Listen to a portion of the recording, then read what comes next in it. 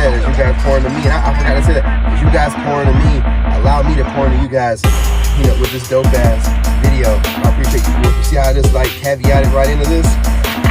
Yeah, this party started. 10 minutes, we're on the clock, baby. All right, so what we doing here? What's this about? Okay, the narcissistic collapse, okay? Listen, you can sit back and watch these clowns collapse themselves. I mean, it's pretty much a done deal. I mean, you don't have to do anything. All you have to do, listen, you guys right now, even if you're in a relationship with one, yes, I know that too. You know what I'm saying? Oh, that too. Man, make sure you just move in silence. But all you have to do is just, you know, if you're out there dating or thinking about it, or a lot of narcs are trying to act like they're empaths. So you have to be really careful. So what you have to do, you know, move in silence, but you also have to,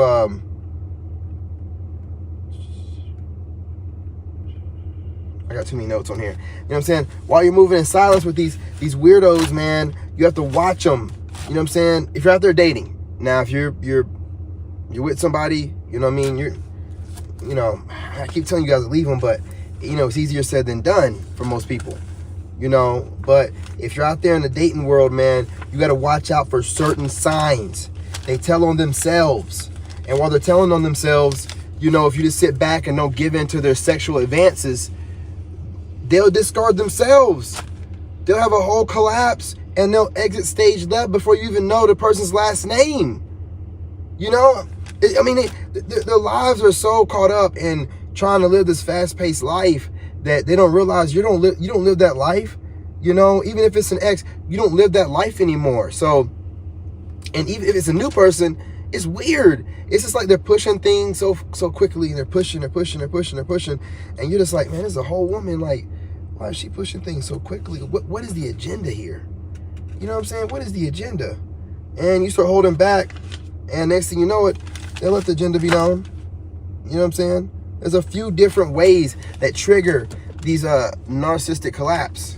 You know what I'm saying? Collapses, you know? There's a couple different ways, right?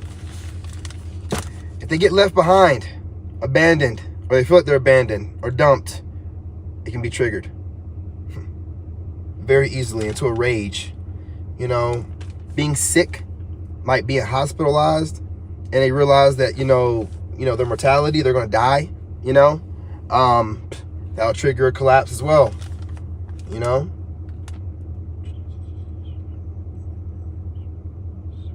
And any kind of failure. Now, people like to think that it's a massive failure. No, it don't have to be a massive failure. It can be any kind of failure. A low-scale failure will result in a low-scale collapse. A great failure, they'll never recover. Now, they consider someone, you know, just telling them that, hey, you know, I don't really think we're a good match, a failure. And they will narc rage and collapse off of that. Off of just someone being like, hey, I don't think we're a good match. You know, I wish you the best. You know, they will narc rage and go crazy off of just that. That's a failure to them.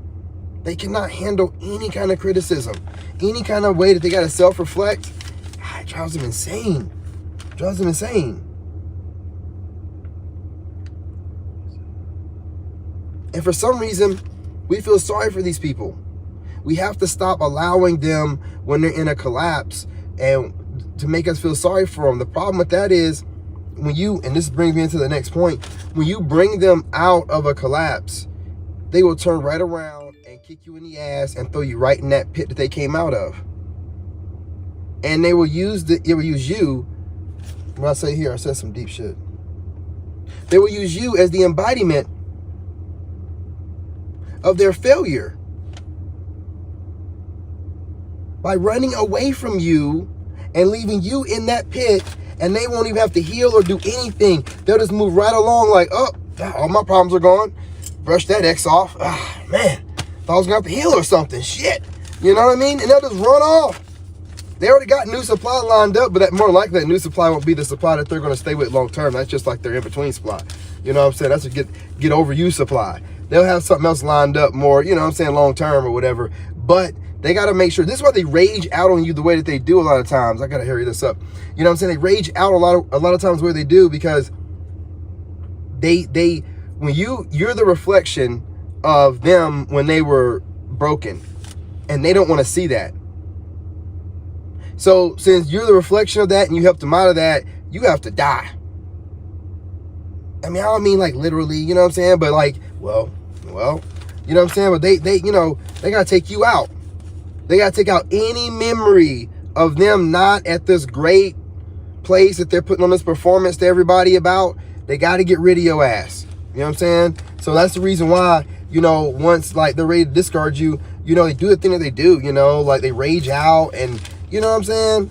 You know what I mean? They're about to go into another collapse and they got to like, I don't know, they got to like make sure they put it all on you, throw it on you, and then get to a new supply before they have to actually think about, man, my whole life's about to change.